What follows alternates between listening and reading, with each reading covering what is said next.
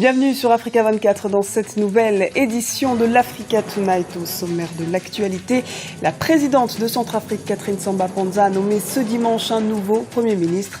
Et c'est dorénavant l'ancien conseiller spécial Mahamat Kammoun qui prend les rênes du gouvernement. Les Sénégalais décideront si le président de la République doit, oui ou non, réduire son mandat de 7 à 5 ans. D'autres dispositions préparées par la Commission nationale de réforme des institutions seront également présentées en référendum. Et enfin, direction le Rwanda à la fin de cette édition. La Coupe CECAFA 2014 se déroule actuellement à Kigali, la capitale. Ce vendredi, l'équipe vice-championne du pays a joué son premier match au stade Amahoro face à la formation Azam de la Tanzanie. Mahamat Kammoun est le nouveau Premier ministre de la Centrafrique. Le conseiller à la présidence a été désigné ce dimanche au lendemain d'une importante manifestation pour la paix organisée à Bangui, la capitale. Les explications de Guillaume Durand. Mahamat Kammoun, nommé nouveau Premier ministre en République centrafricaine. Sa nomination intervient près de 2 semaines après un accord de cessez-le-feu signé fin juillet à Brazzaville entre les protagonistes de la crise centrafricaine. Le gouvernement du Premier ministre André Nzapayeke avait démissionné dans la foulée à la demande de la présidente Samba-Panza, qui a mené depuis lors de nombreuses consultations. Mahamat Kammoun n'est pas un nouveau venu sur la scène politique centrafricaine.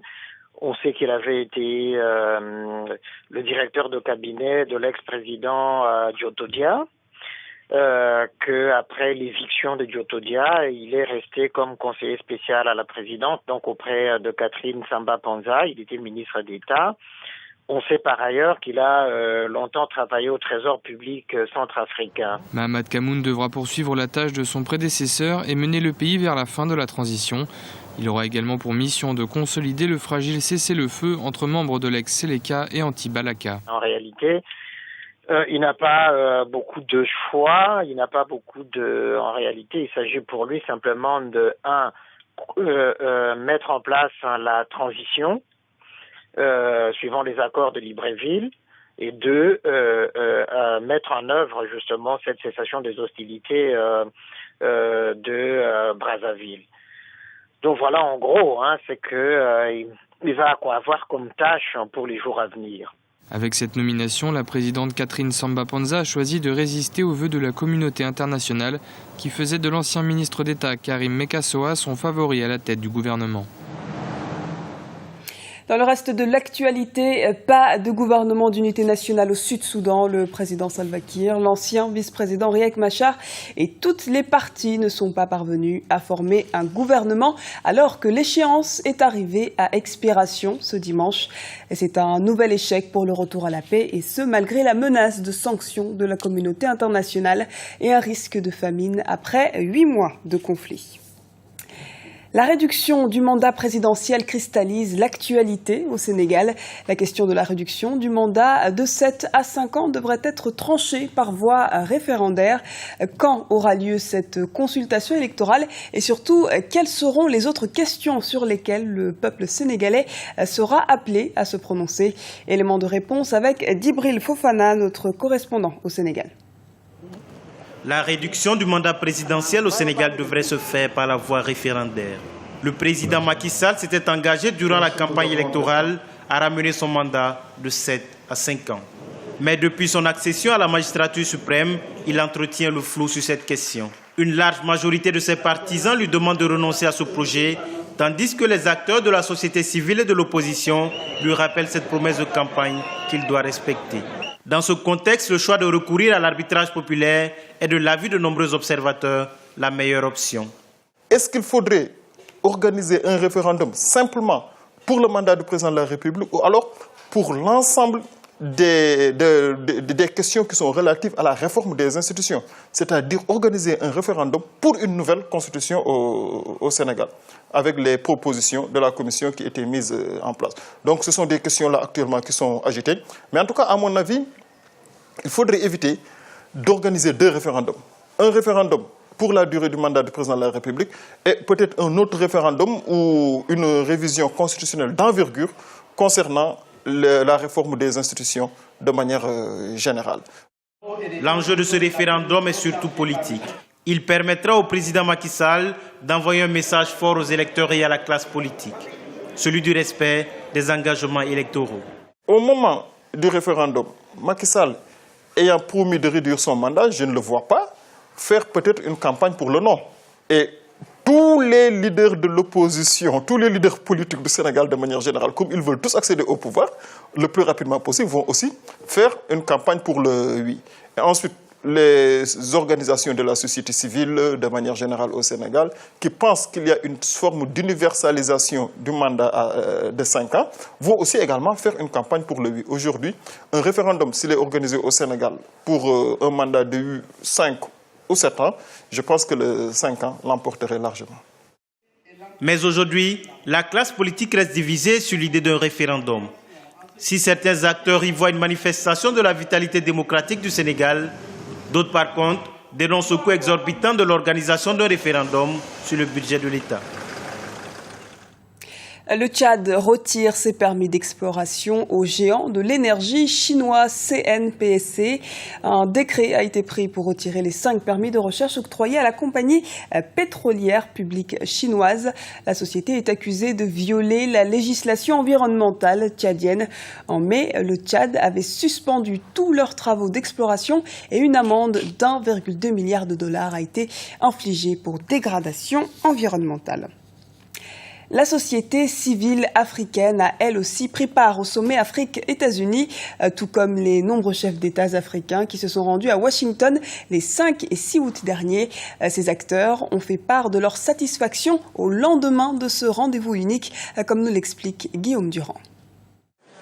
Le premier sommet États-Unis-Afrique se tenait à Washington les 5 et 6 août dernier. Partenariats économiques, avenir de la jeunesse africaine, paix et sécurité, les enjeux étaient multiples et les principaux acteurs de ce rendez-vous historique se sont montrés satisfaits à l'issue de ces 2 journées d'échange. Mon impression, je vous dirais que c'est une impression de satisfaction. Les États-Unis et l'Afrique, les États-Unis et l'Afrique ont eu des échanges pour moi fructueux, francs, en tant que partenaires. Les fonds débloqués par le secteur privé américain, largement au-delà de la mise de l'administration américaine, moi je pense que ça montre que l'Afrique et les États-Unis partagent une même vision pour consacrer une place de choix à la génération future. C'est comme ça que moi je vois.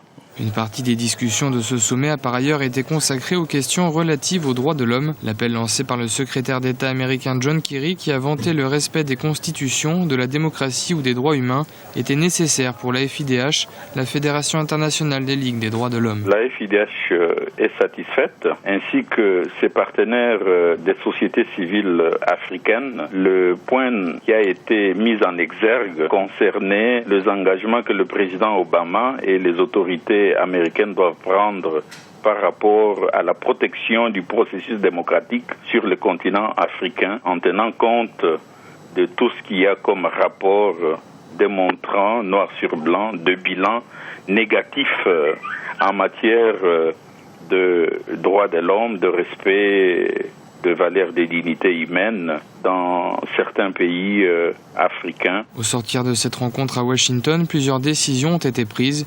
Le financement et la création d'une force d'intervention panafricaine destinée à éteindre les foyers de tension sur le continent, mais aussi 33 milliards de dollars d'investissements publics et privés. Dans l'actualité également, en Côte d'Ivoire, le gouvernement et l'opposition ont réussi à mettre en place un bureau consensuel de la commission électorale indépendante chargé de l'organisation de l'élection présidentielle d'octobre 2015. Sur les 17 membres que compte l'institution électorale, 15 ont été nommés. Les 2 autres postes ont été pourvus par le Front populaire ivoirien et l'Alliance des forces démocratiques. Les membres de la commission centrale de la CEI prêteront serment le lundi 11 août devant le Conseil constitutionnel. Du sport à présent, la Coupe Sekafa 2014 se poursuit jusqu'au 24 août 2014 à Kigali, au Rwanda. 14 clubs de football s'affrontent et parmi eux, le Rayon Sport qui représente le pays d'Émile Colline. L'équipe vice-championne du Rwanda a joué son premier match au stade Amahoro ce vendredi 8 août. Reportage d'Olive Adjakotan, notre correspondant au Rwanda.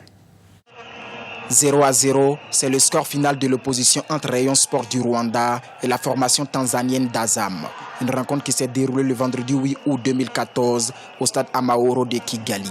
Le match comptait pour la première journée du groupe A de la Coupe Sekafa 2014.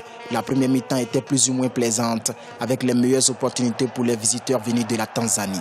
Les locaux seront plus entreprenants à la reprise et ils obtiennent des occasions franches à la 76e et 81e minute. Mais faute de précision dans les derniers gestes, les deux équipes font jeu égal à la fin de la partie. Je crois que c'est pas mal pour notre équipe. On essaie toujours de se donner à fond pour qu'on continue à la Sekafa. J'espère que la première match, on vient de faire 0-0. J'espère qu'on va préparer la match prochaine. Les Bleus Blancs de Kigali vont évoluer durant le tournoi Sekafa 2014 avec une équipe en pleine restructuration. Le nouveau technicien du club est en poste il y a moins d'un mois. Sa tâche consistera à rendre plus compétitive cette formation. Le public, ils attendent des goals. Donc on va travailler déjà à partir de demain, donc un petit décrassage avec des phases de jeu offensives. Donc c'est certain que pour soigner notre goal average, il faut marquer. On a marqué 0 goal lors du tournoi, on vient de commencer. Mais je pense qu'on a comme rencontré une grande équipe en face de nous. Rayon Sport a remporté le trophée Sekafa en 2004 au Zanzibar. L'équipe de l'APR championne en titre au Rwanda et la formation de la police sont les deux autres représentants du pays des 1000 collines dans ce championnat. Et c'est la fin de ce journal. Merci de nous avoir suivis. Retrouvez dans un instant une nouvelle édition de l'Africa Tonight sur Africa 24.